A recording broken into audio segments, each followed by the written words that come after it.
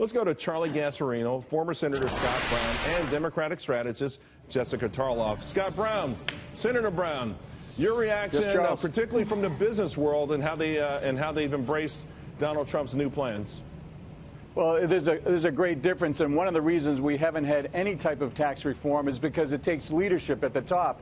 And Charlie and others will know, as we'll probably discuss, that in order to get the things done that he's talking about, we need to have the House and the Senate, because there's absolutely no appetite when I was there for 3 years and still presently to do any type of tax reform, and that's why you have this problem. And then you throw in all the lack of tax and regulatory certainty, the fact that you have $750 billion being added to the backs of businesses, more businesses leaving the workforce than coming in. It's a mess. So I'll take Trump's plan any day over Hillary Clinton's, which is the continuation of those failed Obama policies. Charlie Gasparino, you had some issues with the plan yesterday.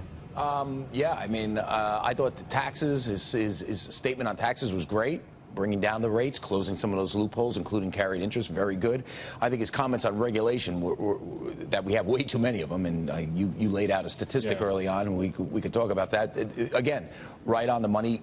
I think the boogeyman of trade is absurd, and I think this is where someone like Scott Brown and Anthony Scaramucci, friends of mine who know better, should be talking to him. They should be telling Donald Trump right now, NAFTA did not cause Detroit's demise. Because he actually said that yesterday. And whenever I think Donald says something that off base, and actually it's somewhat idiotic if you know the history of Detroit, you know, it cheapens the rest of his argument, and it gives the Democrats an opening to attack everything else. So I think that's where adults that are close to Donald, like Scott, should step in and tell him, okay, we can always negotiate better trade deals. NAFTA did not cause Detroit's demise. I've got to let you respond to that. Yeah, there's no response. I don't necessarily disagree with Charles. You know, I love you, Charles, like a brother from another mother, but here's what I want to see, and here's what's lacking. You know as well as I do that the plan that he puts forth right now is not going to be ultimately the plan that's passed by Congress.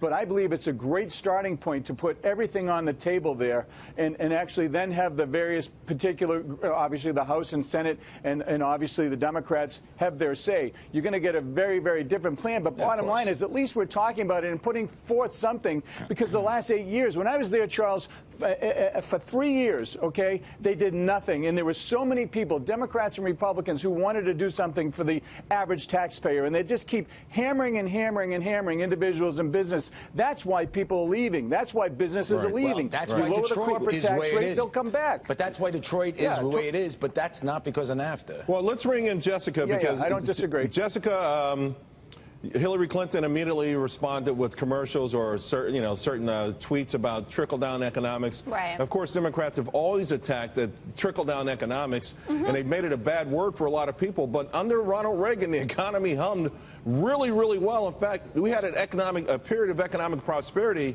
that went on for a long period of time. It did. I mean, we didn't have the level of economic prosperity that we had under Bill Clinton, but, you know, that's neither here nor there. Some people actually think Bill Clinton benefited from trickle-down economics as well. I mean, if we want to go back and you want to talk about Ronald Reagan, that's one thing, but we're talking about Donald Trump today.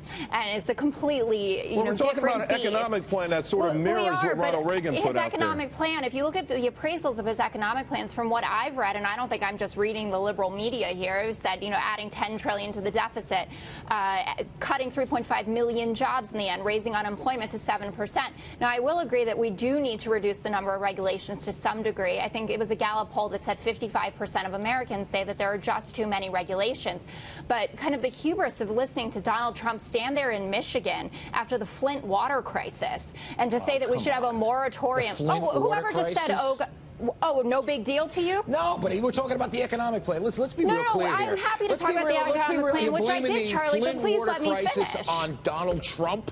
No, I don't. I hammer Donald all the time. No. I guarantee he did not pollute the water. Let Jessica finish. Of course he didn't pollute the water. What I'm saying is that when Donald Trump says he goes from 0 to 60, right? It's either no regulations or as many as the Obama administration has put out there. I'm saying there is no delicacy. Actually, he said he would put a moratorium on new regulations and have departments examine the rules already in existence.